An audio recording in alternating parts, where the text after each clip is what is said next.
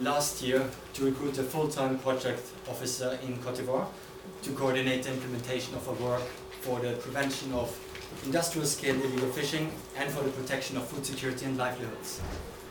Now, with this funding, we were able to achieve several outcomes.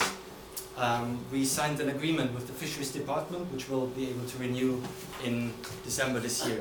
This is the foundation of our work in Cote d'Ivoire, as it allows us to address illegal fishing to the extent required, and in coordination with the local government. We established strong ties with local communities and will shortly sign an agreement with the local Association of Artisanal Fishermen. This will be key for our work, as it will secure their long-term and active participation in the community surveillance by providing information and volunteers notifying us of illegal fishing. IUU fishing, as reported by the government and by local communities, has already decreased.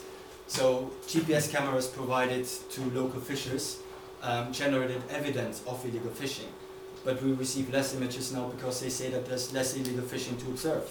So this is a strong indicator of the impact our work had so far. We were able to secure the approval of the import of our boat and will aim to do this by Christmas. We were also able to negotiate the standard operating procedures of our boat with the Navy. This took several months to negotiate because at the beginning the Navy just simply didn't fully trust us.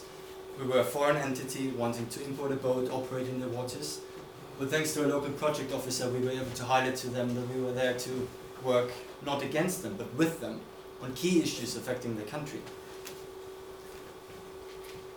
Now this is a particularly crucial indicator. Information gathered in Cote d'Ivoire was able to inform positive action against illegal fishing in Ghana. Most of the industrial fishing vessels in Cote d'Ivoire are actually Ghanaian, but we have a local presence in Ghana and we're able to work with the government to strengthen measures against illegal fishing. So as a result of our regional approach linking multiple efforts in several countries, less Ghanaian fishing vessels are now operating illegally in Cote d'Ivoire. There are of course always different situations that we need to adapt to in West Africa, but we were able to implement valuable lessons learned from our work in Sierra Leone, also supported by TFN, in Cote d'Ivoire. For instance, how to effectively gather community science data to get a good image of the state of fisheries and how to prove changes over time.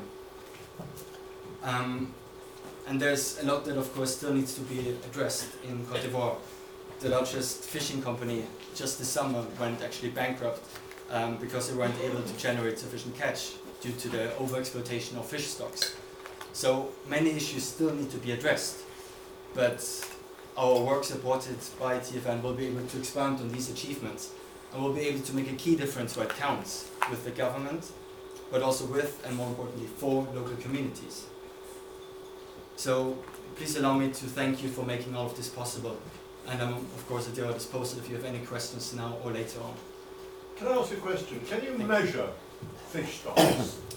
You can measure fish stocks by, for instance, collecting the evidence